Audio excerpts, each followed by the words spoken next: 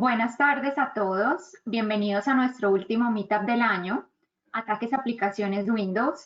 El día de hoy nos acompaña Andrés Roldán, Offensive Team Leader, OSCP y OSC Certified de Fluid Attacks. Antes de comenzar con nuestro meetup, quiero darles algunas recomendaciones. Por favor, pueden escribir sus preguntas en la caja de chat y las responderemos al final. Y para las personas que respondan la encuesta de satisfacción, podrán participar en la rifa de un regalo. Mi nombre es María Tamayo, CMO de Fluid Attacks. Aquí están mis datos por si quieren contactarme, por si quieren agregarme a LinkedIn. Lo que estaremos rifando para los asistentes que estén hasta el final y nos den su feedback es una Edge Secure Key 13NX de 256 bits. Ahora sí le doy paso a Andrés. Andrés, bienvenido. Hola María, muchas gracias por la introducción y pues agradecemos de nuevo a todas las personas que están acá con nosotros en este último meetup del año. Esperamos que el año entrante pues sigamos contando con ustedes y de nuevo esto es un espacio simplemente para compartir conocimiento, para que podamos aprender cosas nuevas entre todos y nosotros pues con todo el gusto del mundo lo hacemos y de nuevo esperamos pues que nos sigan acompañando. Esta presentación queda igual grabada, esto va a será subido a nuestro canal de YouTube de Fluid Attacks, entonces la pueden ver también ahí en el momento que nosotros la podamos subir. Entonces para empezar ya con la presentación, este meetup se llama Explotación de Aplicaciones Windows de Zero a System. Yo soy de nuevo Andrés Roldán. Yo soy el Offensive Team Leader de Fluid Attacks. Tengo varias certificaciones en seguridad como SCE, OSCP, CHFI. Soy especialista en ciberseguridad de la Universidad de Maryland. Tengo más de 18 años en Fluid trabajando ya en temas de seguridad ofensiva y más de 20 años de experiencia en temas de seguridad. Aquí también están mis datos, mi correo electrónico y mi LinkedIn.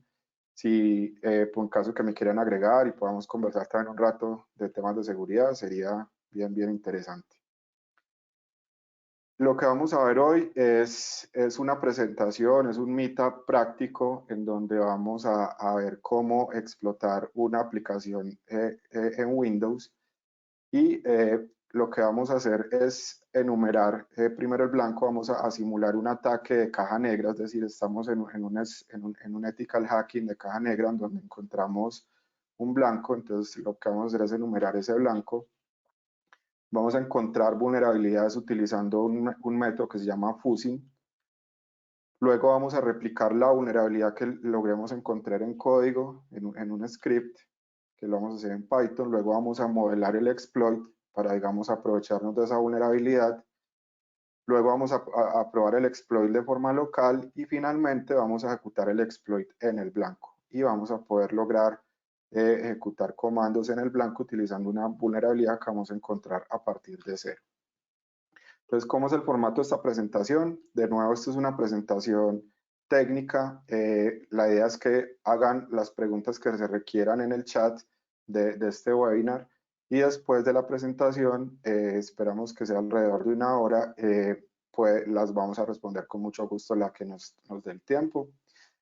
De nuevo, esto es una presentación técnica, vamos a hacer una presentación en vivo, entonces yo voy a estar pasando entre varios comandos, varias pantallas acá en la presentación para que revisemos cómo se hace este ataque completamente en vivo y podamos ver esta explotación. Como invitación les dejo para que visiten el blog de Fluid. En este blog, en esta URL que tenemos acá, hay varios artículos relacionados con varios temas de los que vamos a hablar ahora. Entonces los invito a que lo visiten, que hay información bastante útil, no solo técnica de este tipo, sino información de novedades y cosas de seguridad. Entonces los invito específicamente para lo que vamos a hablar hoy. Estos artículos de este tag son bastante útiles y sirven de guía para entender varios de los temas que vamos a ver acá. De nuevo, entonces, como esto es una presentación técnica, vamos a explotar una aplicación Windows. Entonces, la audiencia de esta presentación son personas con conocimiento básico en ataques a aplicaciones de Windows, cómo funciona este tipo de ataques. y aspirantes a obtener OSCP. Esto es importante porque lo que vamos a ver acá es uno de los puntos que aparecen en el examen de OSCP, y es un punto que personalmente a mí en su momento, que fue hace ya 8 años que obtuve la certificación, uno de los temas que que me pareció más difícil en su momento, pero vamos a ver que realmente es un tema que cuando ya uno lo maneja es bastante fácil de entender y de explotar. Entonces, esto lo que vamos a ver acá es uno de los puntos importantes de OSCP. Entonces, cualquier persona que tenga en mente presentar esta certificación, esta presentación le va a ser bastante útil. En esta presentación vamos a utilizar algunas herramientas, solo por temas de referencia las voy a mencionar. La primera de ellas es Burp Suite, que es una herramienta para encontrar vulnerabilidades a nivel de web y replicar a peticiones web. La vamos a utilizar al inicio. También vamos a utilizar un fuzzer de red que se llama Spike, que más adelante vamos a ver cómo funciona. Vamos a utilizar Wireshark para ver cómo es el tráfico de red de los ataques que estamos realizando. A nivel ya de depuración vamos a utilizar un debugger que se llama WinDBG, que es el depurador, digamos, oficial que tiene Windows, el sistema operativo Windows, entonces lo vamos a utilizar. Y el exploit lo vamos a hacer en Python. Entonces estas son las herramientas que vamos a hacer. De nuevo, por tema de referencia las menciono en este punto.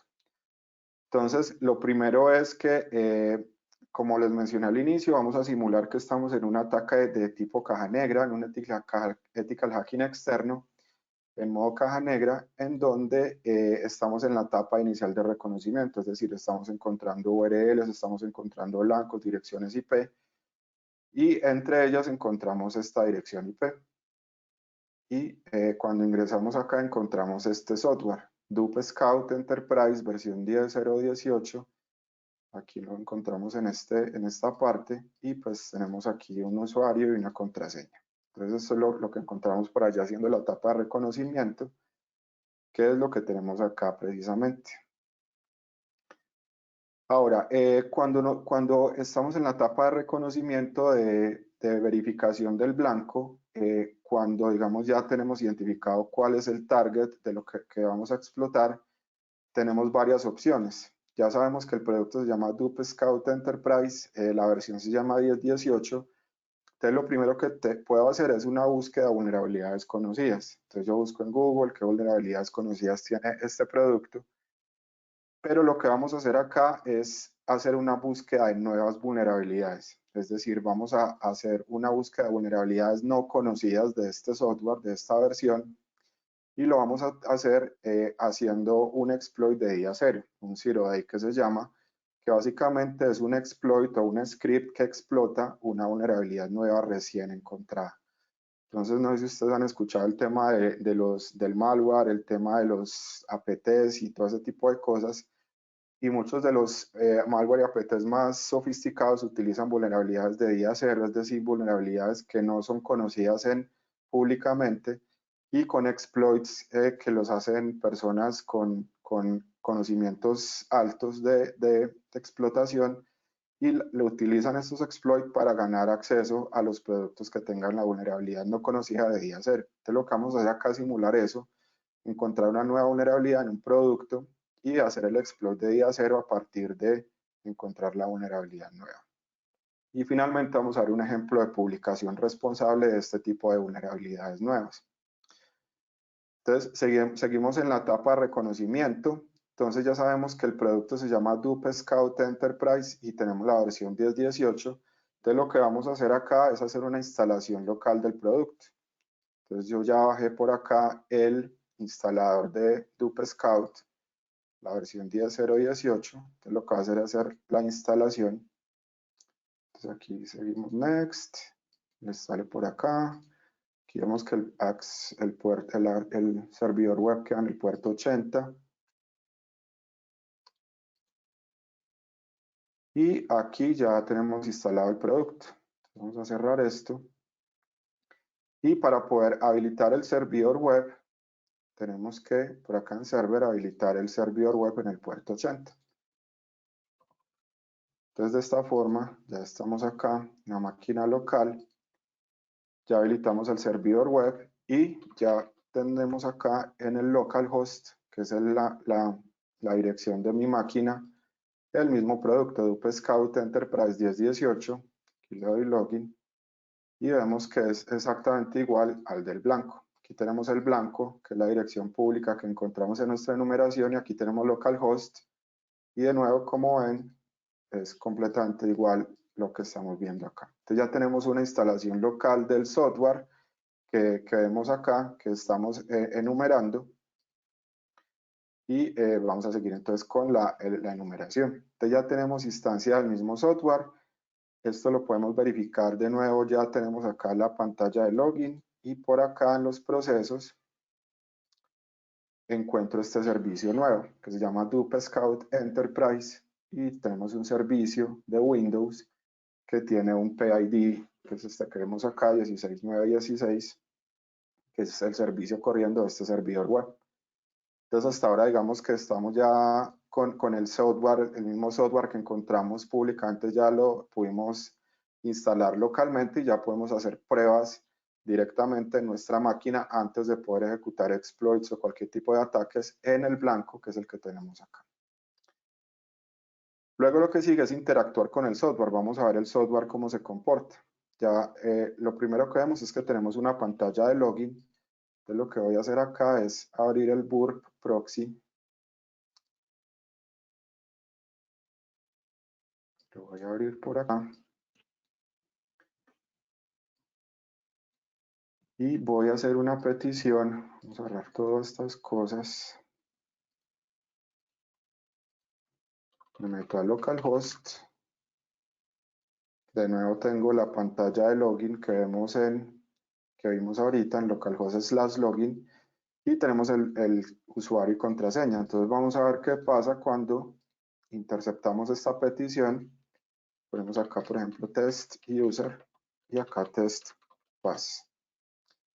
Yo le hago login, interceptamos la petición y vemos que el request que ocurre es este. Este es un request HTTP normal, donde vemos que es tipo post al recurso login.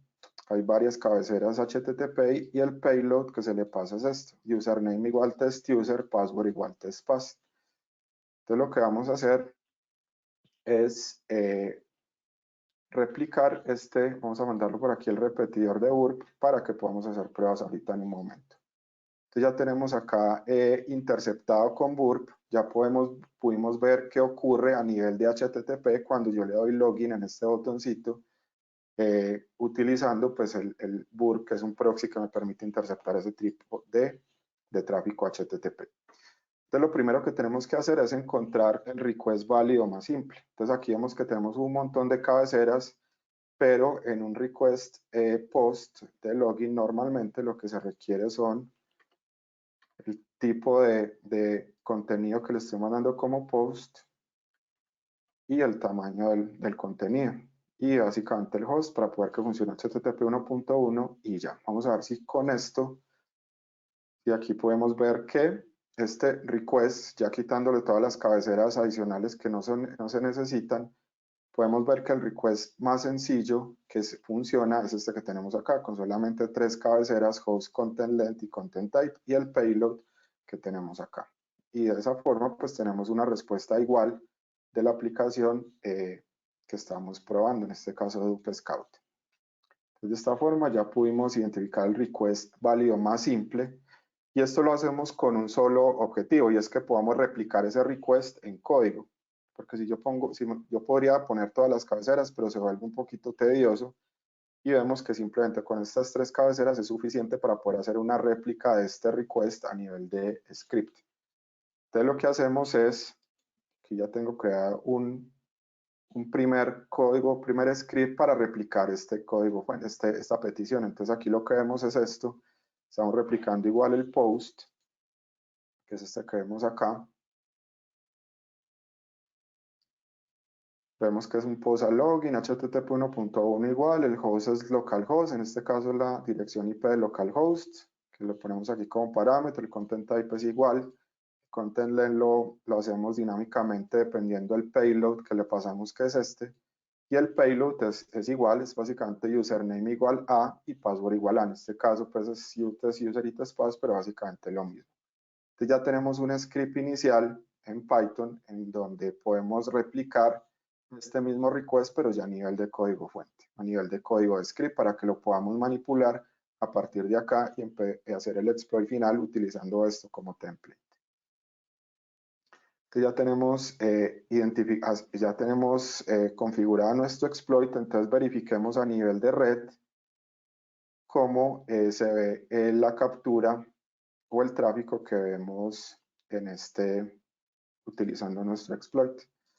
Voy a poner acá un filtro para que solamente me muestre esto. Y ya tenemos nuestro exploit aquí de nuevo que se llama 0replicate.py y lo vamos a ejecutar y vamos a ver cómo se ve esto a nivel de red, cómo funciona el tráfico acá. Entonces, como vemos en Wireshark, podemos capturar ese tráfico y si vemos el stream TCP, vemos que el request es exactamente igual al que hicimos en Burp. Vemos que el post está, el host cambia, pero básicamente lo mismo. El content type existe y el tamaño del payload también, digamos, se calcula a partir de lo que yo le mande acá. Y tenemos una respuesta HTTP 200 que significa que el request fue válido. Entonces ya sabemos que nuestro exploit inicial o nuestro script inicial que replica este request básico ya funciona y lo podemos utilizar de nuevo como base para el exploit final que vamos a realizar. Luego de que encontramos, de que ya replicamos el primer request inicial completamente válido, sin ningún tipo de ataque, lo que vamos a hacer es encontrar vulnerabilidades en esta petición. Entonces lo que vamos a hacer es utilizar el intruder de Burp. En este caso, voy a mandar esta petición al intruder. Lo hago por acá. ¿Qué le pasó? Bueno, hacemos así. Y básicamente el intruder es una herramienta que tiene Burp Suite que me permite enviar payloads específicos a un recurso específico. Entonces, en este caso, cuando yo le envío esa petición, intruder automáticamente pone como variables estas dos que vemos acá, test user y test pass. Yo puedo pues fácilmente poner esto también como variable. Puedo poner cualquier cosa al request como variable, pero pues él por defecto me pone estas dos. Entonces lo vamos a dejar tal cual nos puso el intruder por defecto esto. Y lo que va a ocurrir es lo siguiente. Vamos a enviarle, utilizando el intruder, varios payloads o un payload específico. Y el intruder lo que va a hacer es cambiar estas variables dependiendo del payload que yo le voy a enviar. Entonces lo que vamos a hacer acá es utilizar un payload que se llama bloques de caracteres. Esos bloques de caracteres vamos a enviar acá en esta posición de test user. En vez de test user, lo que va a empezar a mandar es un montón de letras A. Entonces, lo primero que va a hacer es mandar 100 As, que es lo que vemos acá. En vez de test user, va a mandar 100 As. Luego va a hacer incrementos de a 100, entonces lo que sigue va a enviar 200 As. Y así va a empezar a enviar, digamos, varios bloques de As hasta llegar a 1000 As. Entonces, eso es lo que hace este tipo de payload y lo hace en cada una de estas variables. Como tenemos dos variables, primero lo hace con esta test user y cuando termine de enviar las 1000 As, pone aquí de nuevo test user y aquí ya en el parámetro test pass empieza a mandar también las 1000 As. Entonces, vamos a ver cómo. Entonces, de esta forma, digamos que aquí lo que es para seguir la presentación, enviaremos bloques de caracteres utilizando el carácter A, simplemente pues como para enviar cualquier tipo de información con un tamaño mínimo de bloque de 100, es decir, primero 100 As, después otros 100 As, con un tamaño máximo de 5000, con incrementos de 100, entonces 100, 200, 300, hasta llegar a 5000. De nuevo aquí vemos la pantalla del intruder, aquí vemos la configuración del intruder como tal. Y vamos a ver qué encontramos utilizando esto. Entonces, primero vamos a poner acá el servicio que vemos que está ejecutándose en este momento. Vamos a poner el intruder y vamos a iniciar el ataque. Entonces, como vemos acá, el servicio se detuvo. y se detuvo. Por acá enviamos 700 As. Parece que no fue capaz de enviar las 800 A. Vamos a ver qué pasa. Si efectivamente cuando trató de enviar las 800 ya tenemos un error. Entonces vemos aquí que con 700 A, vemos aquí el request, que como les decía, esto lo hace el propio Burp Intruder. Aquí mando 700 A y tuvimos un response. Pero cuando envió 800 A, digamos que incrementó ya en 100, lo que ocurrió es que el servicio se detuvo y no tuvimos un response. Entonces ya el servicio como tal, si nos fijamos por acá, ya el servicio no está ejecutándose. ¿Listo? Entonces lo que hicimos fue una denegación de servicio a este servicio que tenemos acá de Dupe Scout. Entonces ahí encontramos un primer indicador de que algo puede estar fallando en este servicio. Listo. Entonces, sigamos acá con la presentación. Entonces lo que encontramos es que al enviar en el username 800 caracteres, la aplicación se detuvo. Como vemos acá, se enviaron 700 estuvo bien, pero al enviar el 800, el Dupe Scout Enterprise Servicio se detuvo inmediatamente, entonces hicimos una denegación de servicio.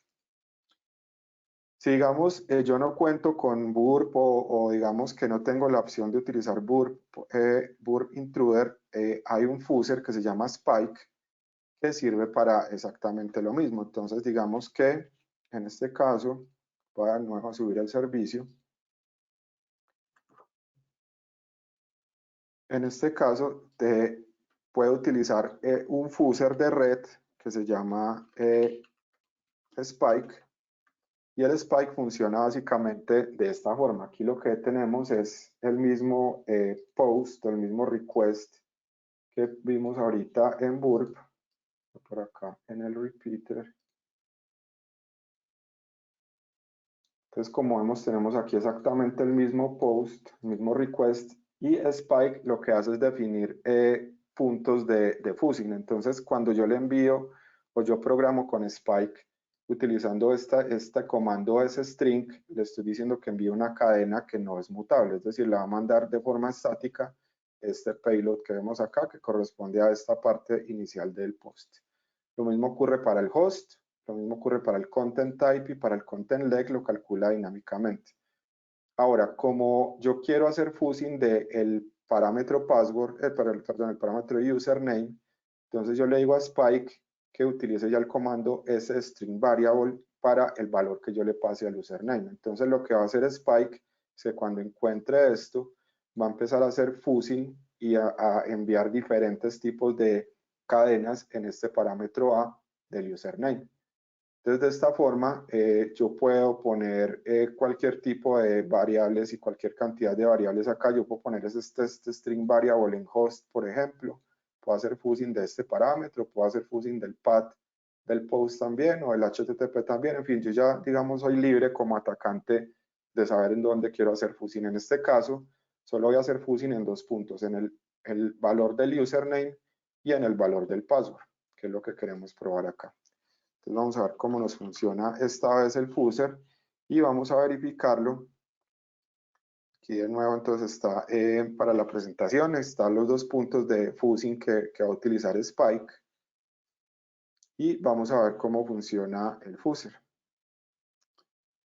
Entonces básicamente el fuzzer es un comando que se llama generic send tcp. Le digo cuál va a ser el blanco, en este caso esta es la dirección IP de donde va a estar corriéndose también el Dupe Scout, que es esta que tenemos acá. Se va a conectar al puerto 80. Este es el script que acabamos de ver, el fuzz.spk, donde está pues el script de fuzzing. Y de esta forma ya voy a enviar fuzzing, voy a hacer fuzzing de red a utilizando la petición HTTP a este producto. Entonces vamos a ver qué pasa cuando yo lo envío a través de Spike. Fijémonos acá. Y de nuevo vemos acá que solamente con unos pocos intentos el producto de nuevo se detiene, es decir, volvimos a causar una denegación de servicio ya utilizando un fuzzer de red, que en este caso es Spike. O sea, no necesito utilizar el intruder de Burp, sino que utilizando el Spike, que es un fuzzer completamente libre, ya puedo replicar de nuevo la denegación de servicio que ocurre con esta aplicación. Entonces esto es lo que hicimos acá. Y lo que vamos a hacer ahora es verificar a nivel de red qué es lo que hizo el Spike, el fuzzer a nivel de red, para ver cómo, qué tipo de request está haciendo el Spike para poder, digamos, replicar de nuevo eso a nivel de código. Entonces vamos a subir de nuevo el servicio. Vamos a subir Wireshark. Y vamos a capturar el tráfico que se genera desde mi WSL, que es el Linux. Bueno, creo que acá. Ok, listo. Aquí ya tenemos de nuevo el servicio arriba y vamos a ejecutar de nuevo el fuzzer. Vamos a ver aquí a nivel de red qué ocurre cuando esto se detenga. Aquí ya se detuvo, entonces vamos a parar. Aquí vemos que incluso ya empieza a generarse errores de que el servicio no está arriba y empieza a rechazarse la conexión. Entonces vamos a ver a nivel de red qué es lo que ocurre cuando se envía este tipo de petición. Entonces vamos a hacer acá follow http string. Y lo que hizo Spike, que es en el parámetro username, vamos a verlo acá de nuevo. Como le dijimos que ese parámetro le hiciera fuzz, entonces en vez de la A, lo que hizo fue mandar un payload, que empezó con esto, y le mandó una serie de As, como vemos acá. En total el tamaño del payload del que se envió fue de 5000 bytes, es decir, 5 kilobytes. Y aquí lo vemos a nivel hexadecimal, en donde las As, que el código hexadecimal de la A es 41. Aquí vemos que se envía de una forma grande y eso causa que el servicio de UPSCOUT se detenga. ¿Listo? Entonces ya sabemos a nivel de red qué ocurrió cuando hicimos fuzzing y también a nivel de con el intruder qué pasa a nivel de red que está deteniendo, haciendo una denegación de servicio de este producto de UPSCOUT. Entonces nos tenemos que preguntar por qué se detiene el servicio. Digamos que yo como atacante no solo estoy contento con detener un servicio, causar una denegación de servicio no es completamente suficiente para mí, sino que yo tengo que saber por qué se detiene el servicio. Entonces vamos a enviar este servicio, lo vamos a enviar a un depurador de Windows para poder determinar qué es lo que está pasando. Entonces aquí de nuevo subo el servicio que lo acabamos de tumbar con la denegación de servicio y voy a ejecutar esta vez un depurador de Windows que es WinDBG. En WinDBG voy a asociarme al proceso de UPSCOUT, que es este que vemos acá. Como vemos tiene el PID 1660, es el mismo que estamos viendo acá. Entonces me voy a asociar a este proceso para ver a nivel de memoria qué es lo que está ocurriendo que detiene este servicio. Entonces vamos a verlo acá. Y voy a ejecutar de nuevo el fuzzer. Entonces aquí lo tenemos. Lo vamos a enviar. Vamos a ver aquí qué pasa. Listo, entonces acá ya encontramos algo. Y como vemos, el error que ocurre es un access violation con código de error 0005 que vemos acá. Y en Windows, un access violation ocurre, básicamente, como vemos acá, este error ocurre porque el proceso está tratando de ejecutar instrucciones en una dirección de memoria a la que o no tiene acceso o la dirección de memoria, digamos que no existe, no tiene, digamos, instrucciones válidas. Entonces lo que está ocurriendo es que de alguna forma la ejecución del proceso se desvió y al desviarse, por acá lo vemos, está tratando de ejecutar instrucciones en una dirección de memoria que es 41414141, que en esa dirección de memoria no encontró ningún tipo de instrucciones, no tiene el acceso para encontrar instrucciones y como no lo tiene, entonces la aplicación muere con este error que se llama access violation. ¿Listo? Entonces ya encontramos la razón por la cual la aplicación se detiene, porque el flujo se desvía y al tratar de ejecutar instrucciones en esta parte de memoria a las que no tiene acceso, ocurre una excepción y el servicio se detiene inmediatamente. Esta vulnerabilidad que acabamos de determinar acá es una vulnerabilidad que se llama Buffer Overflow. ¿Listo? Entonces ya vamos a ver qué es un Buffer Overflow. Entonces un Buffer Overflow en este caso es básicamente un Stack Overflow. Es un tipo de vulnerabilidad que lo voy a explicar con este código. Esto es un código que es de alguna forma similar a lo que estamos evidenciando en este software DupScout. Digamos que el código fuente del DupScout no es público, pero el comportamiento es similar a lo que estamos viendo acá.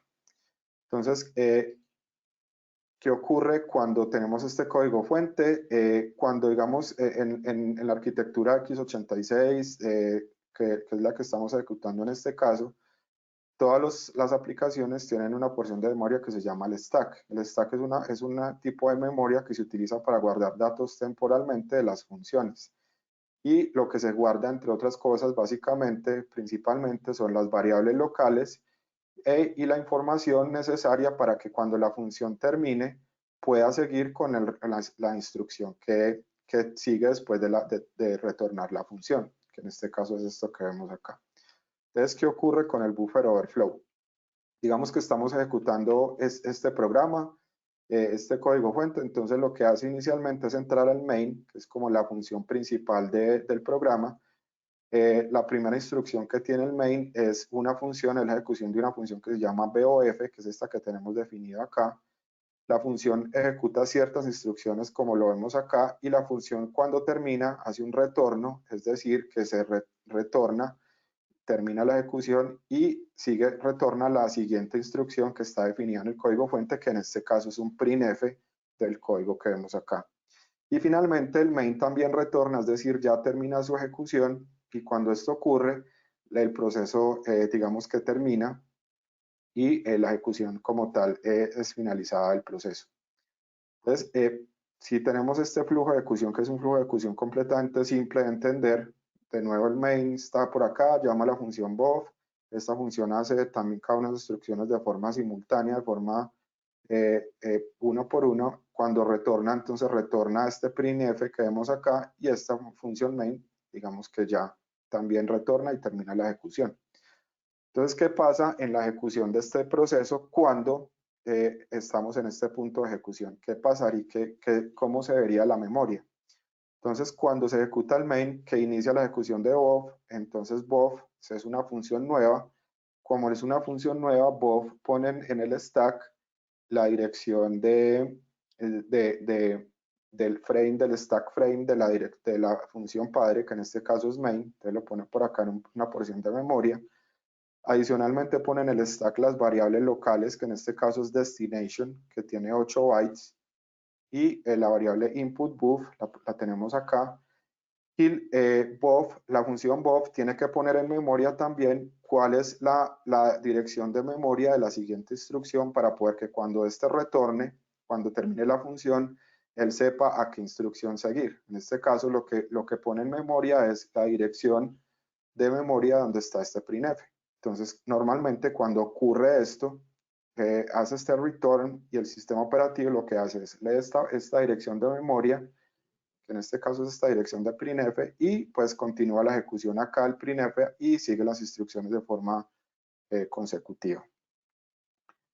Ahora, ¿qué pasa cuando estamos en este punto de ejecución, en este ctrspy? Esta función lo que hace es copiar desde este origen hasta este destino la información que haya acá, pero no verifica que el tamaño de este destino sea el suficiente para guardar la información que tenga el origen. Entonces, como vemos acá, destination está definido con un tamaño de 8 bytes, porque empezamos a contar desde 0. Y input buf tenemos acá un valor estático que es username 12. Entonces, ¿qué pasa en este punto? La variable destination solamente puede alojar 8 bytes. Entonces, puede alojar la primera parte del valor de username, que es username. Pues acá vemos el byte 8, que es este que tenemos acá en la E. Pero los valores 1 y 2, esta porción de este string de input boot, no caben en destination. Entonces lo que hace es que empieza a hacer un desbordamiento en la memoria y empieza a sobreescribir esta porción de memoria de input buffer. Entonces lo que está haciendo es un tipo de overflow, por eso se llama overflow de desbordamiento de stack, porque la variable de destino no es capaz o no tiene el suficiente tamaño para alojar lo que yo le estoy pasando como origen, y por eso la memoria empieza a desbordarse y va a empezar a sobreescribir por acá porciones de memoria que en teoría no debería poder sobreescribir. Entonces, ¿qué está pasando con nuestras A? Como vimos acá, mandamos 5000 A's más o menos y se desbordó el buffer y se cambió la ejecución.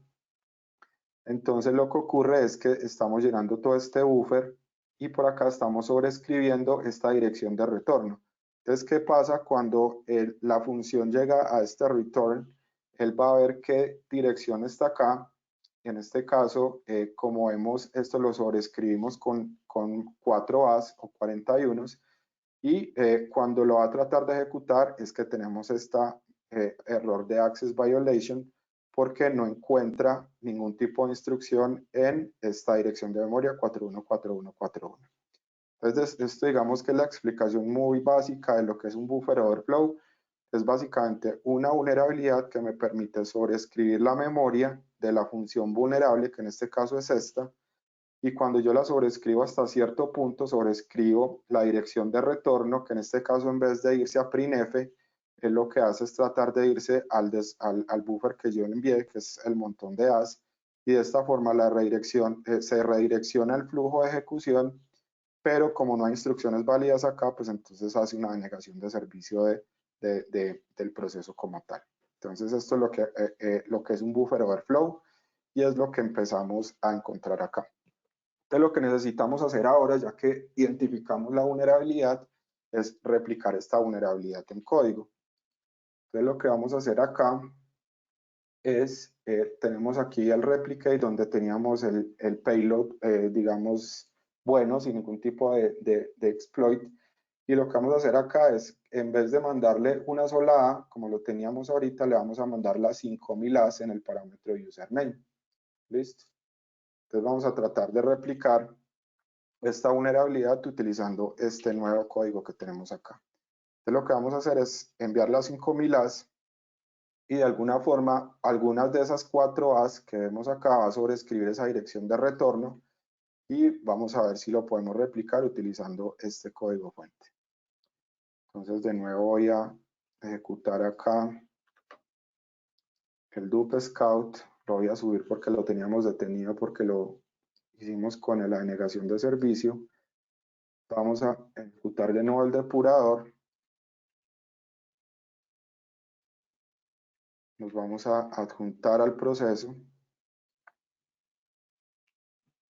y vamos a ejecutar nuestro exploit o nuestro crash.py. Entonces acá lo tenemos, 1.crash. Y lo que debe ocurrir acá es que exactamente vamos a volver a ver los 414141 si el script funciona correctamente. Entonces aquí lo vemos, efectivamente lo pudimos replicar. De nuevo tuvimos el access violation y pudimos sobreescribir la dirección de retorno de esa función vulnerable a 41414141. Entonces ya sabemos o ya tenemos un primer template para poder explotar esta vulnerabilidad. Cerramos por acá. Aquí digamos que básicamente tenemos esto mismo. Aquí digamos que aquí podemos ver, yo quiero mostrar esa parte porque es bien interesante,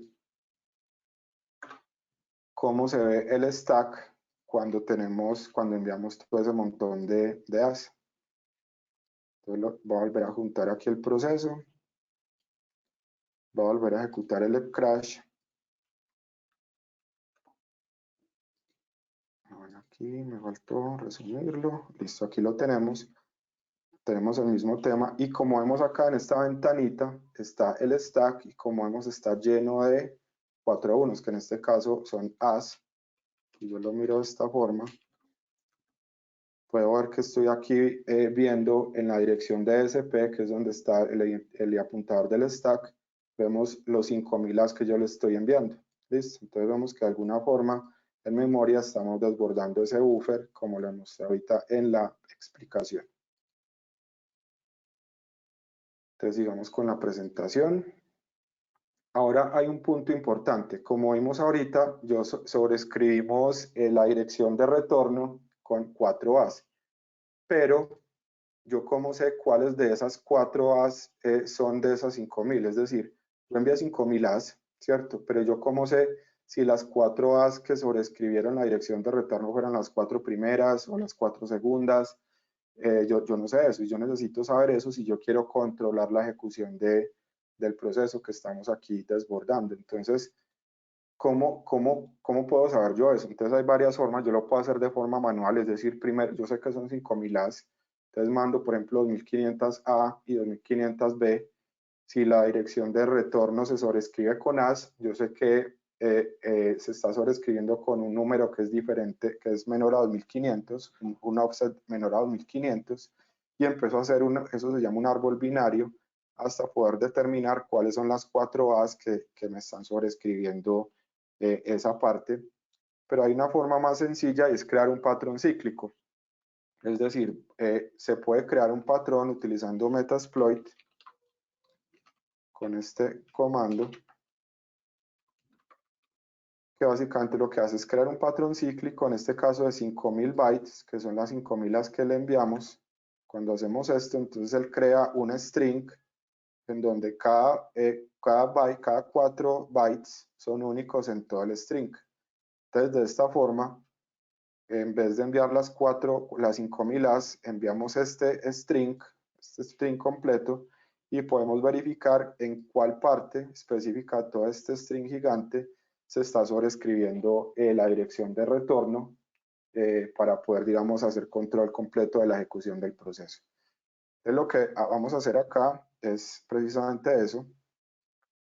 Entonces, acá ya tenemos que no le vamos a enviar, como lo hicimos en Crash, 5000 A's, que es lo que tenemos acá, sino que vamos a enviar todo este patrón cíclico que acabamos de crear en el parámetro username. Entonces, como vemos, aquí están los 5000 caracteres, pues un poquito larga la cadena acá, y ya con esto podemos determinar en qué punto específicamente es el offset en que se está sobreescribiendo la dirección de retorno o EIP, en este caso de la ejecución. Entonces acá ya lo creamos y vamos a ejecutar de nuevo este nuevo script que se llama DOSPattern para verificar cómo podemos ver en qué punto se está sobreescribiendo la dirección de retorno. Entonces acá volvemos a ejecutar el depurador de Windows, volvemos a adjuntarnos al proceso y enviamos por acá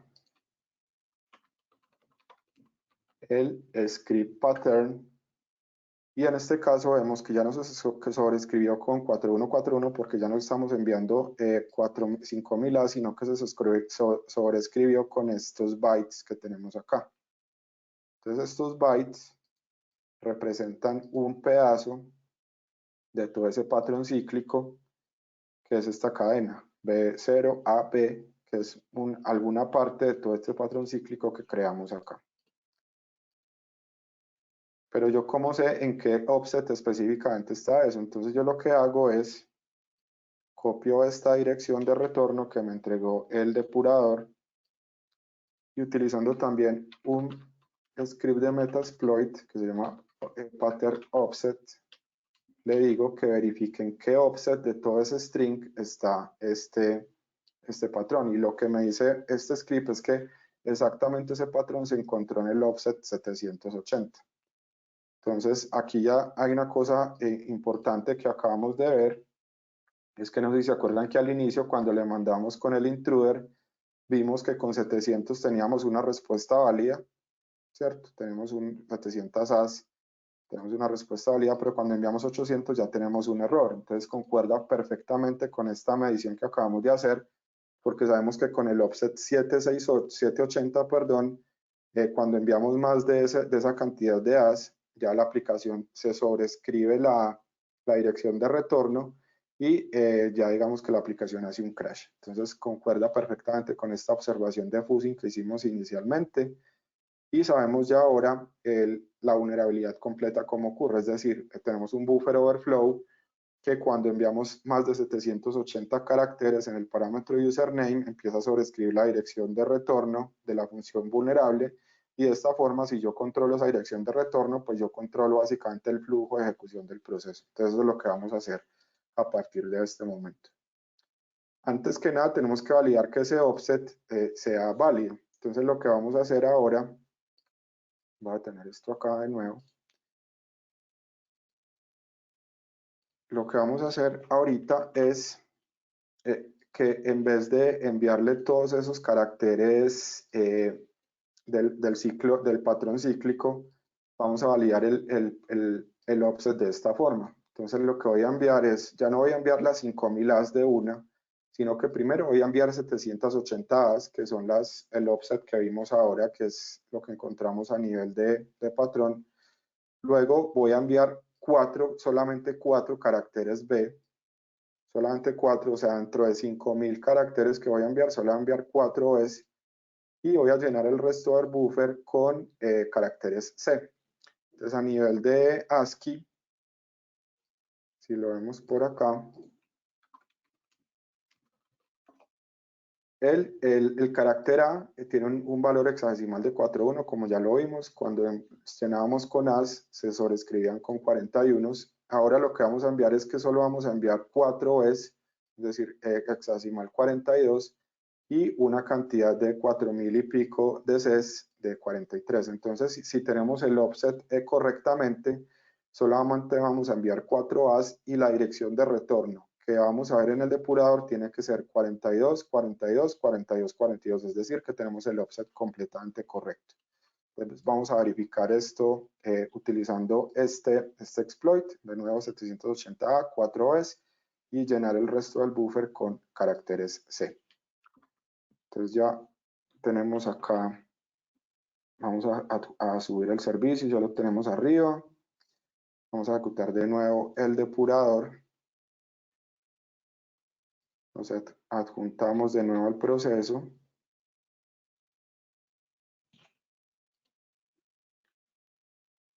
Y vamos a ejecutar este script que se llama validate, que es básicamente validar el offset.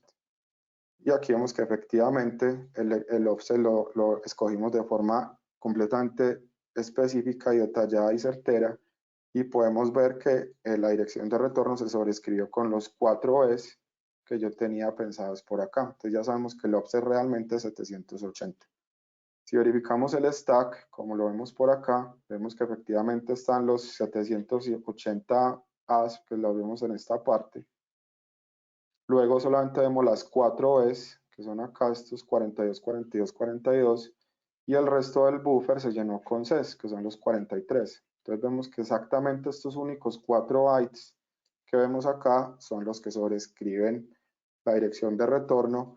Y esto digamos que es muy bonito porque si yo controlo estos 4 bytes solamente, yo ya controlo todo el flujo de ejecución del proceso. Entonces lo que vamos a hacer es esto, tratar de controlar el flujo de ejecución sobrescribiendo no con bes, sino con una dirección de memoria que me permita hacer ejecución arbitraria de instrucciones dentro de la memoria como tal. Entonces esto es lo que acabamos de hacer acá, enviamos el payload con los 780 de offset más los B, aquí vemos que efectivamente lo pudimos sobreescribir donde necesitábamos y con eso comprobamos que el offset está bien calculado. Entonces gráficamente básicamente ¿qué ocurrió? Ocurrió algo similar a esto, en donde enviamos primero las 780 As, esa variable se desbordó porque estamos desbordando una variable en el stack. Esa variable sobrescribió varios temas, incluyendo la dirección de DBP salvada del main. Y cuando llegamos aquí a las 780, ya específicamente yo le dije en este punto ya no me ponga A, sino que me ponga Bs. Entonces las puso acá efectivamente. Y el resto del buffer lo llenó con las S.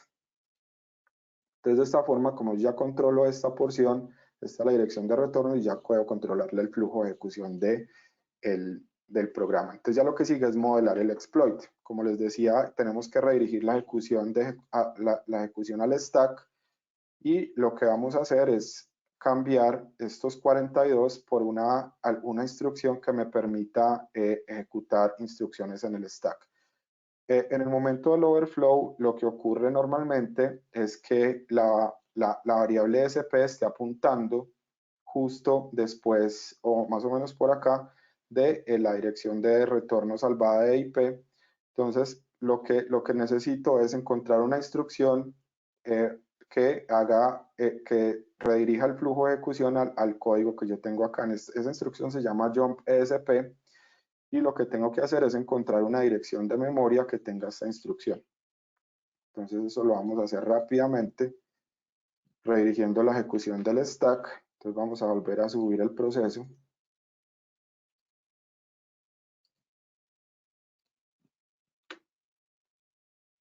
Lo vamos a adjuntar de nuevo.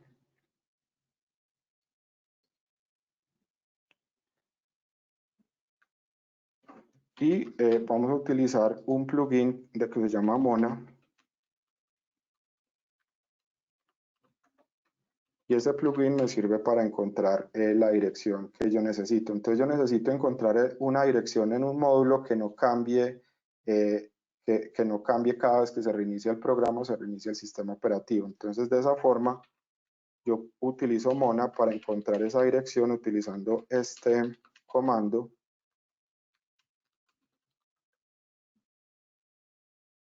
Y lo que hace Mona es irse por toda la memoria buscando cuáles son las instrucciones que en este caso hacen un jump al ESP, y encuentra varios. En este caso encontró 9 punteros que me sirven para hacer esa redirección a la ejecución en el stack. Entonces de esta forma lo que hago es encontrar esta instrucción, y lo encontramos en un DLL que hace parte también de el Dup Scout, que es este que vemos acá. Este DLL tiene unas características bien importantes, que son estas que vemos acá. Esta ASLR significa que cuando la máquina reinicie, esta dirección de memoria no va a cambiar, digamos que va a ser estática siempre, y esto hace que nuestro exploit sea completamente portable entre diferentes versiones de sistemas operativos. Entonces no importa si está en un Windows Server, en un Windows 7, en un Windows 10, como yo estoy confiando en una dirección de memoria que está en un módulo que no va a cambiar cada vez que reinicie, estas direcciones van a ser estáticas siempre. Entonces nuestro exploit va a ser completamente portable. Entonces de esta forma encontramos aquí esta instrucción que requiero para hacer la redirección de ejecución al stack, que es donde nosotros ya tenemos control de dónde vamos a poner las instrucciones. Entonces, ¿qué es lo que vamos a hacer? Básicamente es que vamos a llenar esto de as de nuevo, como lo hemos estado haciendo, con 780 as. Y aquí antes habíamos puesto 4 es, pero en vez de eso lo que vamos a hacer es poner la dirección de esta instrucción, que es esta que vemos acá. Y cuando eso ocurra, esa instrucción se va a ejecutar y va a redirigirla al flujo de ejecución hacia el stack. Entonces, de esa forma vamos a poder hacer ejecución de instrucciones en el stack. Entonces, vamos a hacer esto rápidamente. Aquí tenemos, aquí ya digamos que creé ese exploit. Entonces, en vez de las 4 V's que teníamos acá en validate, en esta parte del código, voy a poner la dirección de este jump ESP que vimos acá. Como vemos, es esta misma exactamente.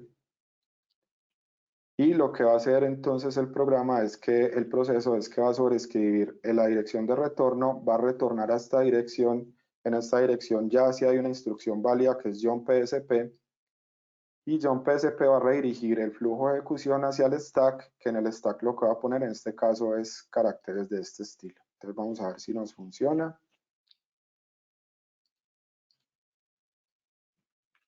Vamos a ejecutar acá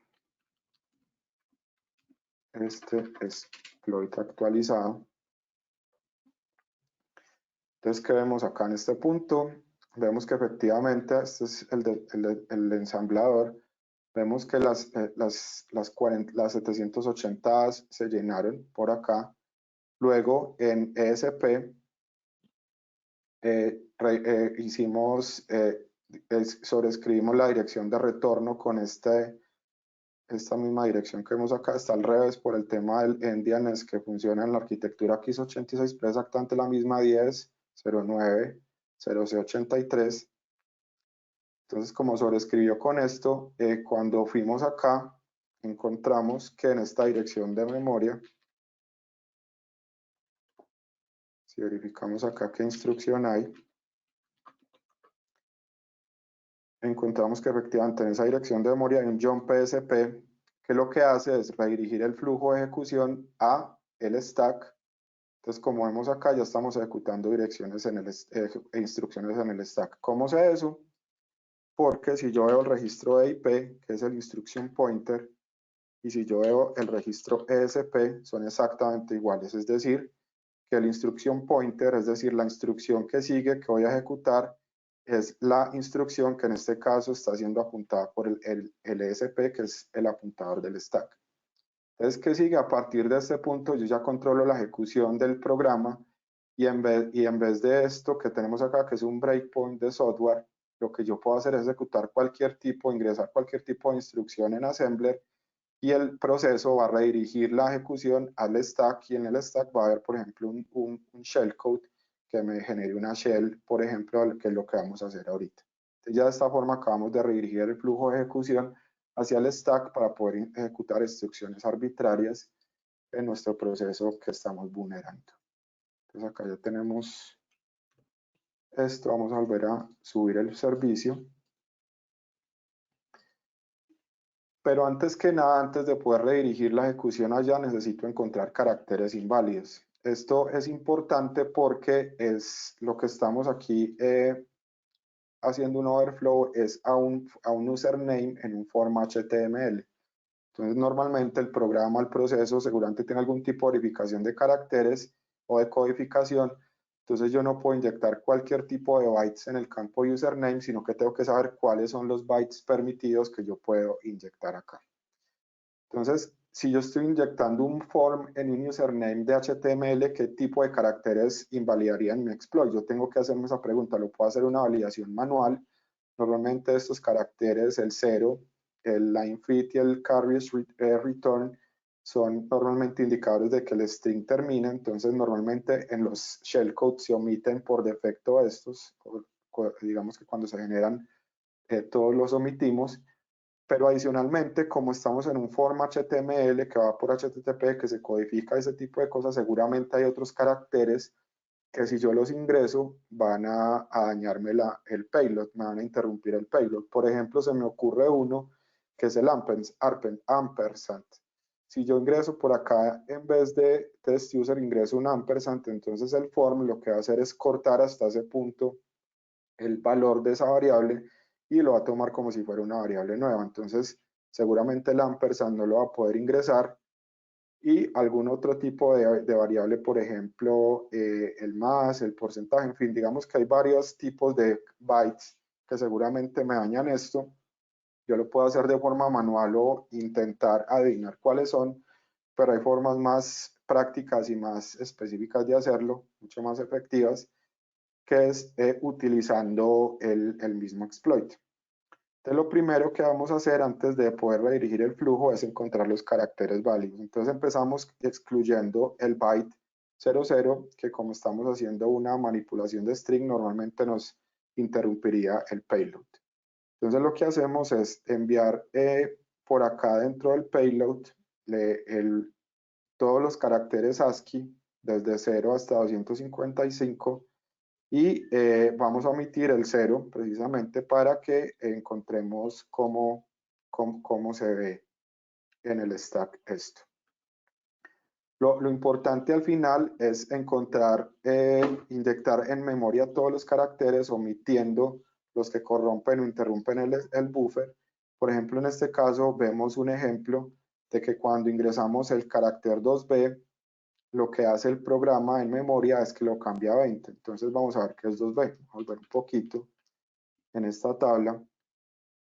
Y si vemos el 2b es un más. Y tiene sentido porque en HTML o en HTTP, cuando yo codifico un espacio, yo lo que hago es que pongo el más, la codificación pone un más y lo traduce a espacio. Entonces, como vemos acá, está haciendo precisamente eso. Si yo ingreso un más o un 2b, él lo va a convertir a 20. Entonces, si yo envío un payload que tenga el 2b, el payload va a cambiar en memoria y va a quedar por 20 y seguramente el shellcode no me va a funcionar. Entonces, por ejemplo, el 2b, ya vimos por acá que lo tengo que omitir del payload que yo voy a enviar.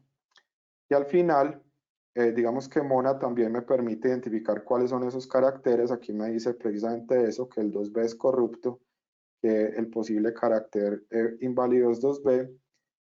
Y al final, después de hacer la verificación, esto es una verificación que toca hacerla interactiva, empezar, como les digo, primero con el 0, después con el siguiente, hasta que podamos encontrar los que son.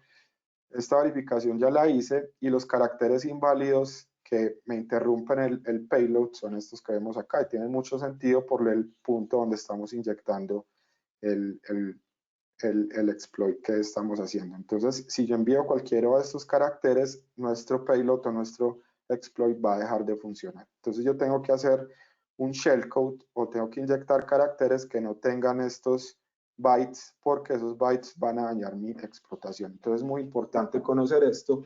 Y de hecho, este punto, como les mencionaba al principio, fue uno de los que más trabajo me dio en la certificación OSCP, porque no conocía muy bien cómo era este tema de los caracteres inválidos. Pero como ven, es muy importante saberlo, porque si yo ingreso alguno de estos bytes que no son válidos, la explotación va a fallar inmediatamente. Entonces es muy importante hacer este paso antes que nada. Y al final, cuando yo envío esta cadena sin estos caracteres, voy a encontrar esto, que el shellcode no fue modificado. Entonces vamos a verificar rápidamente en memoria cómo se ve el tema. Y vamos a enviar acá, primero nos juntamos al proceso.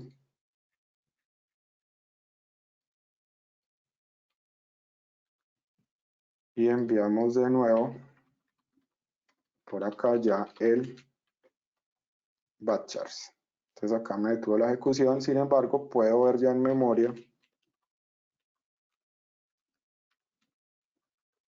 cómo efectivamente todo ese set de caracteres empezando desde 01, porque el 00 lo omitimos, se fueron a memoria, 02, 03, 04, 05, 09, por ejemplo, el 0A también lo omitimos, entonces como ven acá, el 0A no se inyectó, entonces el payload continuó sin ningún problema, el 0D tampoco, como vemos acá, vemos que ingresamos todos los caracteres ASCII imprimibles y los no imprimibles, y al final verificamos que es válido los caracteres que ingresamos porque encontramos que se ingresan los 256 menos los que encontramos, es decir, FFD, FE y FF hasta acá.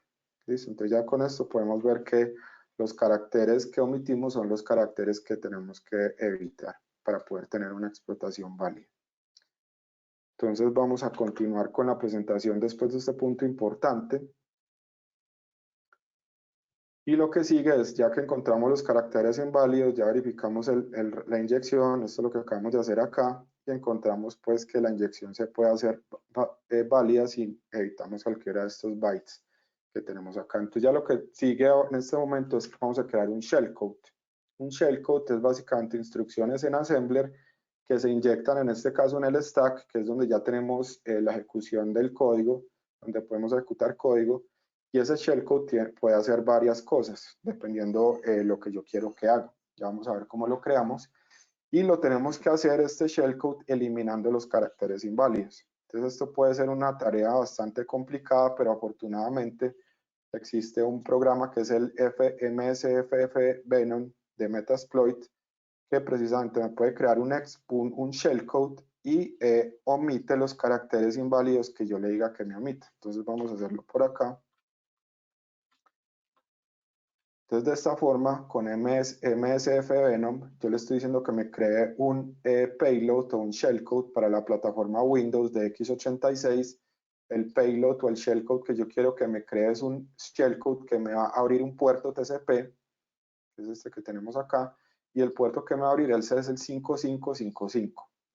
Y cuando me crea este exploit, yo le estoy diciendo que me omita los caracteres inválidos porque cualquiera de estos, como vimos ahorita, me puede dañar la explotación. Entonces ya le doy esto y MFS Venom lo que hace es generar el shellcode y empieza a hacer una serie de codificación del shellcode hasta obtener uno válido, que es este que vemos acá, que lo pudo codificar utilizando este método. Este método lo que hizo fue verificar que ninguno de estos bytes estuviera presente y después de eso me dio un shellcode que solamente mide 355 bytes, este que tenemos acá. Y este shellcode lo que va a hacer es abrir un puerto TCP que va a ser el puerto 5555. Entonces lo que vamos a hacer es agregar el el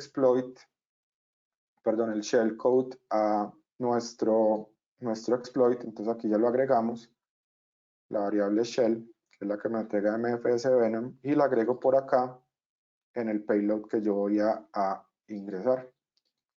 Entonces de esta forma ya lo tenemos acá listo. Y gráficamente en memoria, ¿qué es lo que estamos haciendo? Es llenando de 780 A's, como ya lo hemos visto. Por acá sobreescribimos la dirección de memoria con el jump PSP, que es esta que vemos acá. Este jump PSP lo que va a hacer es redirigir la ejecución al stack, y el stack lo que va a tener es el shellcode que acabamos de crear, y ese shellcode lo que va a hacer es abrir un puerto TCP que es el 5555. Entonces vamos a probar el exploit de forma local. Entonces tenemos acá nuestra consola. Aquí ya voy a reiniciar este servicio. No lo voy a poner en el depurador porque ya no hace falta. Y lo que vamos a hacer es primero verificar que el puerto 5555 no esté abierto. Aquí, como vemos, no está abierto aún. Y vamos a ejecutar nuestro exploit. Y vamos a ver si ya tenemos el puerto abierto. Entonces aquí efectivamente ya vemos que el exploit fue exitoso. El shellcode se ejecutó. El shellcode ya sabíamos que iba a abrir el puerto 5555. Y lo que hacemos ahora es que ya el puerto está abierto. Ahí lo que hacemos es conectarnos al localhost, al puerto 5555. Y vamos a ver qué nos entrega. Aquí ya tenemos una shell. Entonces aquí lo que acabamos de hacer es, aprovechándonos de que pudimos cambiar el flujo de ejecución del programa, el programa lo que hicimos fue en el stack poner un shellcode que abría un puerto que es el 5555. Ese puerto lo que hace, lo que le dice el shellcode es que abre una shell en ese puerto, y aquí vemos que efectivamente lo logramos hacer, y vemos que además de todo este servicio TubeScout se está ejecutando con permisos administrativos. Entonces ya en este caso tenemos permisos completamente altos sobre esta máquina que es localhost, que es donde estamos probando este exploit. Entonces vemos que ya el exploit funciona sin ningún problema. Entonces lo que hicimos acá fue que ejecutamos el exploit en el target local, verificamos que se ejecute el shellcode, verificamos que se abra el puerto 5555, nos conectamos a ese puerto y obtuvimos una shell. Entonces ya sabemos que nuestro exploit funcionó en la máquina local. Y finalmente lo que tenemos que hacer es ejecutar el exploit en el blanco. Entonces lo único que hacemos es utilizar este mismo exploit, pero en vez de poner aquí localhost o la IP local, lo que hacemos es poner la IP del sitio remoto, que es este que estamos atacando. Listo. Entonces vamos a verificar si en nuestro sitio remoto también nos logramos obtener la shell remota. Entonces lo primero es, vamos a copiar esta dirección IP, verificar que no esté abierto el puerto en esta dirección IP, puerto 5555.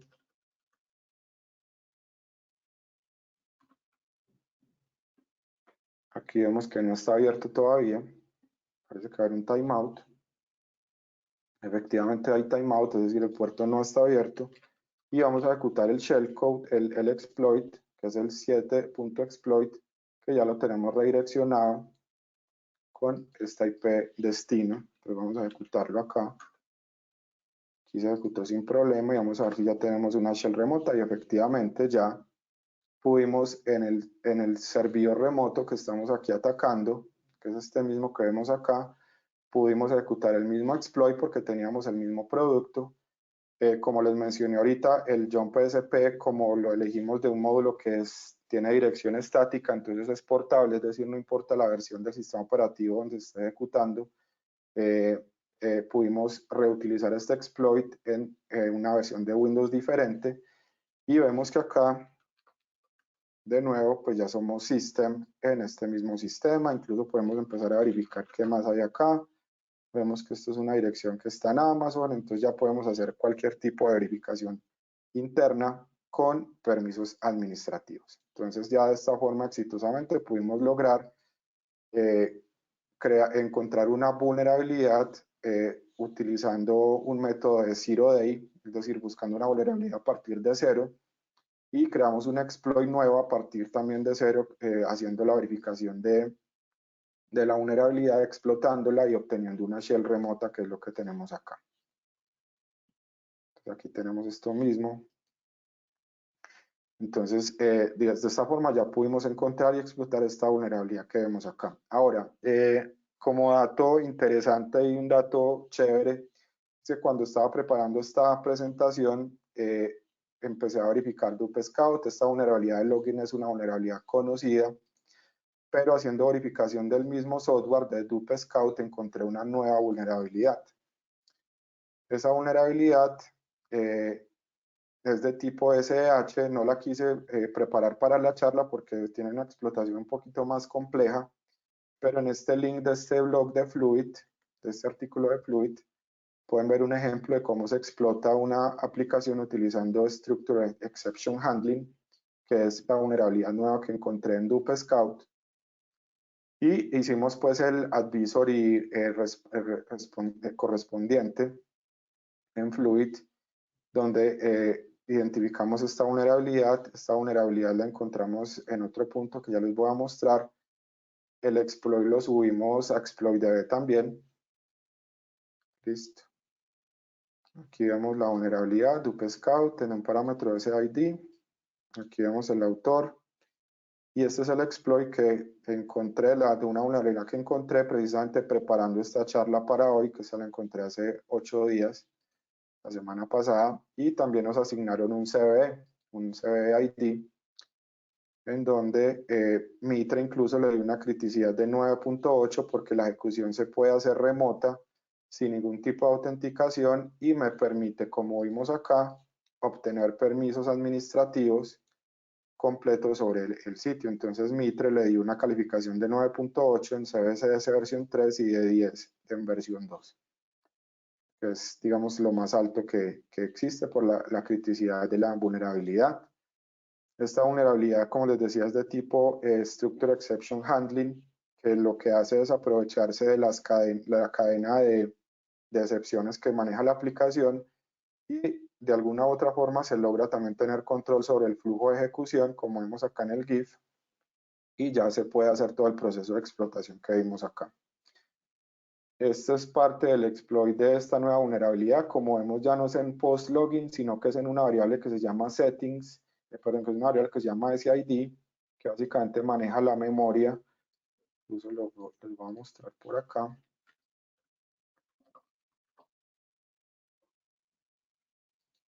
Es una variable que se llama SID,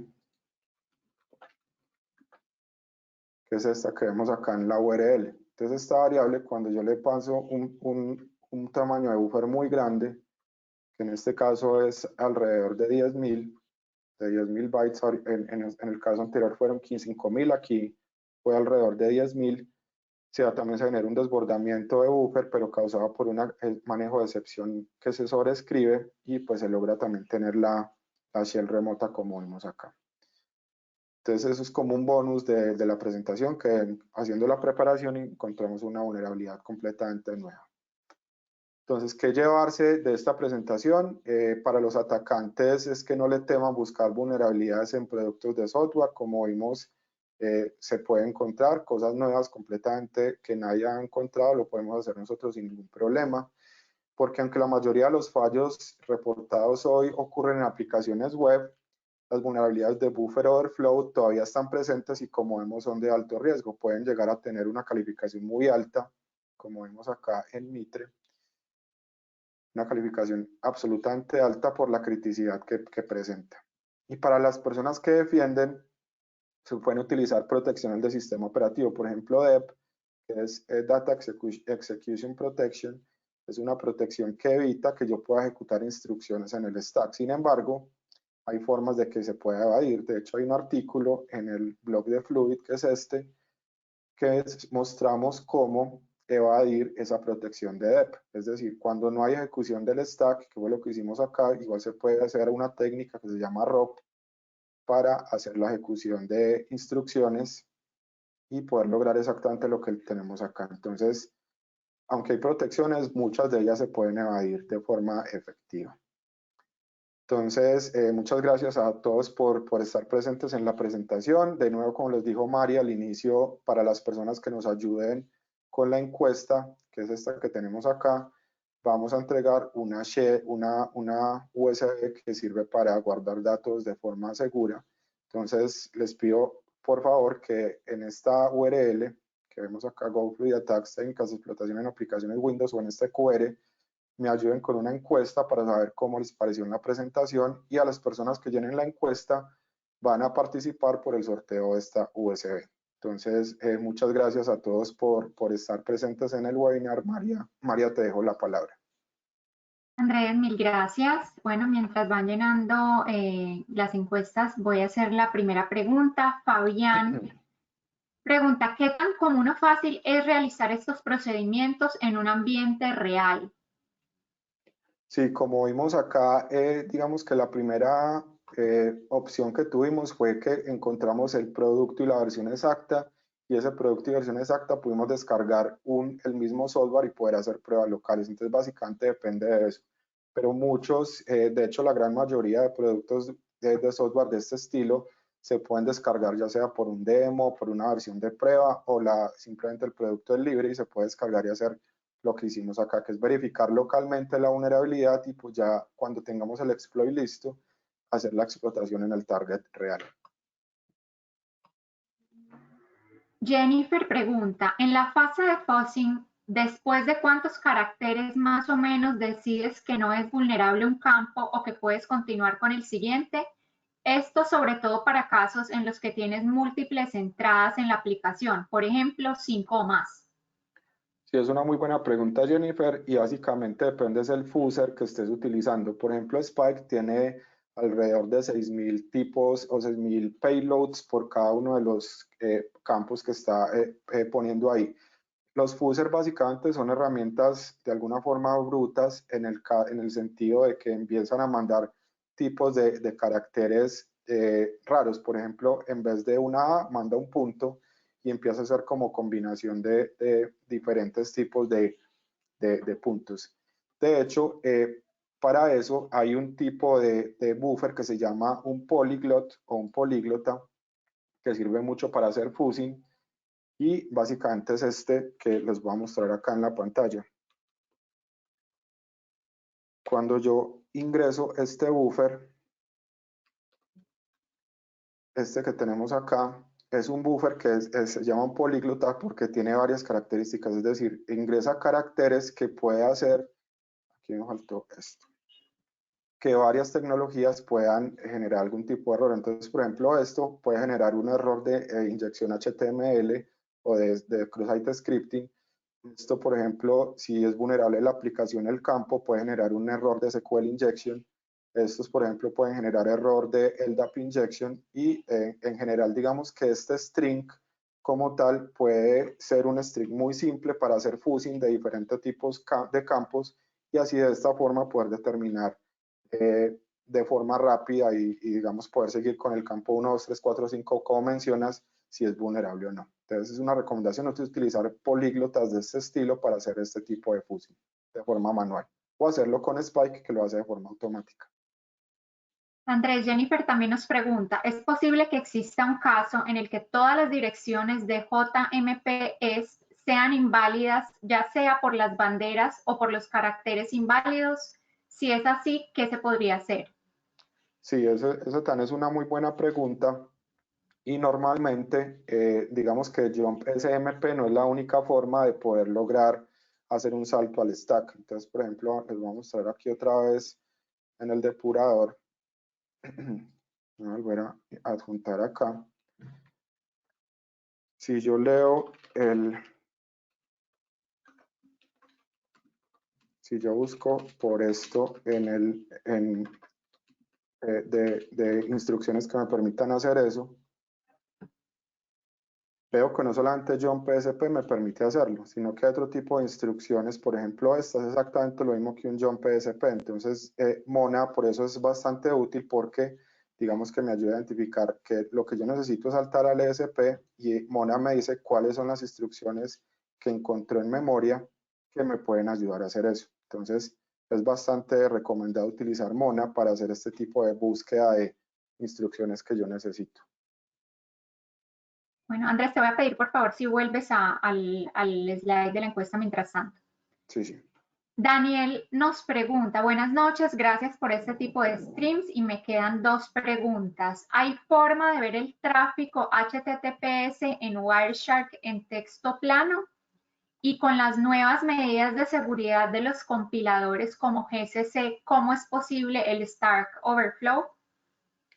Esa es una buena pregunta. El tema de Wireshark, digamos que ese punto sí se puede, digamos que se puede ver si yo tengo el certificado de privado, la llave privada del certificado con el que se cifró el tráfico SSL. Entonces, si yo lo inyecto a Wireshark, yo ya puedo descifrar el tráfico que está ahí y lo puedo ver de una forma sencilla. Ahora, si lo estoy haciendo como un ataque man in the middle y el tráfico está cifrado, yo no tengo acceso a la llave privada, no hay forma de yo ver ese tráfico, a menos que el tráfico esté pasando por un protocolo SSL que no sea seguro, por ejemplo SSL versión 3, TLS1 y cosas de ese estilo que tienen algún tipo de vulnerabilidades que eventualmente pueden llegar al atacante, permitirle conocer el texto plano de lo que está pasando por ahí.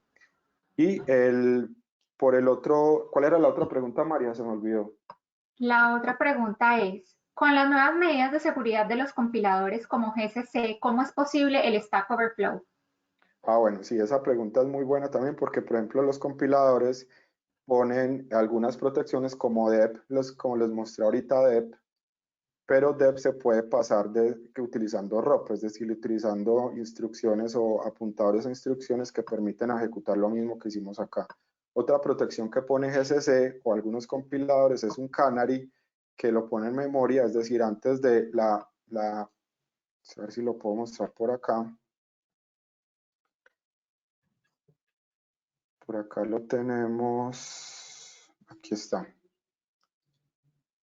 Entonces lo que hace el compilador es que pone por acá en la mitad un valor aleatorio, que lo que hace es que cuando se ocurra el desbordamiento y ese valor aleatorio se sobrescriba también, el compilador lo detecta y va a evitar que esta dirección se corrompa. Pero también hay formas de pasar ese tipo de instrucciones, y esas son, digamos, técnicas avanzadas de explotación de estas aplicaciones. Pero sí hay forma de evitar muchas de esas protecciones que se generan a nivel de compiladores y a nivel de sistemas operativos. Andrés, Kevin nos pregunta qué tan complejo es registrar, reportar una vulnerabilidad nueva en las páginas que nos mostraste al final. Realmente es más sencillo de lo que pensé. Uno se mete a Mitre, no recuerdo la URL exacta, pero simplemente uno se mete a Mitre, hay un formulario que dice voy a llenar una vulnerabilidad nueva, te piden que envíes unas referencias. En este caso la referencia que yo envié fue el exploit que subí a exploitdb, que es este que está acá, y simplemente uno envía una descripción breve de la vulnerabilidad, de qué ocurre, cuál es el tipo del producto, todo ese tipo de cosas. Uno envía la solicitud y Mitre lo que hace es que evalúa la solicitud, verifica las fuentes que yo les estoy enviando como prueba de la nueva vulnerabilidad, y normalmente dice que en 2 o 3 días responden. A mí se me demoraron realmente como 2 o 3 horas, porque encontraron la vulnerabilidad, la verificaron, vieron que era una vulnerabilidad realmente nueva y crítica, y hicieron la generación del CVE, que es este que está acá, y lo hicieron rápido. Pues realmente fue súper rápido, fue mucho más rápido de lo que esperábamos. y Kevin sencilla. también pregunta, para reportar una vulnerabilidad nueva en las páginas que mostraste sobre un aplicativo que no es de test, ¿qué proceso se sigue? ¿Se les debe informar al fabricante, pedir consentimiento? Sí, eso es una muy buena pregunta porque Fluid a partir de este año, empezando el año entrante, va a hacer un CNA. CNA una compañía que permite generar IDs de CVE y esto digamos que ocurre porque se va a tener una política clara de disclosure de este tipo de vulnerabilidades. Entonces, ¿qué ocurre? Por ejemplo, cómo funciona Google Project Zero y es que cuando encuentra una vulnerabilidad, lo que hacen es que se comunican con el fabricante. Cuando le dan un deadline al fabricante, dependiendo de la criticidad de la vulnerabilidad, y cuando ese deadline pasa, si el fabricante no responde, pues hacen una publicación de la vulnerabilidad de forma a un CVE. Entonces, digamos que eso va a ocurrir a partir de este año, el año entrante mejor, donde vamos a empezar a hacer ese tipo de disclosure de vulnerabilidades utilizando una política de publicación muy clara que vamos a tener lista en Fluid. Jonathan pregunta, a la hora de realizar el reporte de esa explotación, ¿con qué herramientas se están apoyando para que sea fácil de entender para la gerencia?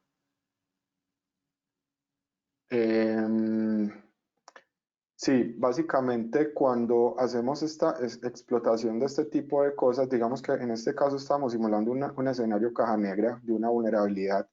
Y si yo le muestro a la gerencia que yo soy administrador de esa máquina, al final, después de todo esto, pues digamos que puede empezar a generar impactos importantes a nivel organizacional. Entonces, es básicamente cómo se muestre esto. No tanto la parte técnica, sino cómo se pueda mostrar a personas que no son técnicas. Entonces, eso depende mucho de ese tipo de explotación. Andrés, Álvaro pregunta, ¿en qué sistema operativo funciona el ataque? Bueno, esa pregunta es chévere porque, como les dije ahorita, dependiendo del exploit que estamos ejecutando, si yo selecciono las instrucciones que son precisas en módulos que no cambian a nivel de sistema operativo, entonces yo tengo un exploit portable completamente, es decir, yo lo puedo ejecutar a una instalación de este mismo software en un Windows 7, o en un Windows Server, en un Windows 10, y no va a importar porque las instrucciones siempre van a ser las mismas. Entonces, este software, esta vulnerabilidad específica que encontramos acá, es portable, entonces no importa el sistema operativo Windows en el que estamos ejecutándolo.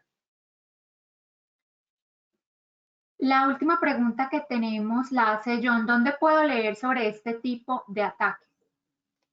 De nuevo, esta es una invitación a que revisen el blog de Fluid. En este blog hay información bastante útil de este tipo de vulnerabilidades y explotación, además de otras cosas también, pero específicamente de explotación de aplicaciones Windows. Hay una serie incluso de artículos que permiten conocer eso, desde la más básica, que es este artículo que se llama Tron, que es muy parecido a lo que vimos en la presentación, hasta unos ataques que son más avanzados que incluso comprenden explotación del kernel de Windows. Entonces, es una invitación de nuevo para que lo revisen y ahí pueden aprender bastante de explotación de aplicaciones Windows. Bueno, hemos llegado al final del último meetup del año. Recuerden que nuestros meetups suceden el tercer miércoles de cada mes. Pronto les estaremos informando cuál será el primer meetup del 2021. Mientras tanto, los invito a que se suscriban a nuestro canal de YouTube, donde podrán ver meetups pasados, charlas relacionadas a ciberseguridad y ahí podrán mantenerse actualizados. Andrés, muchísimas gracias y nos vemos pronto. Gracias, hasta luego.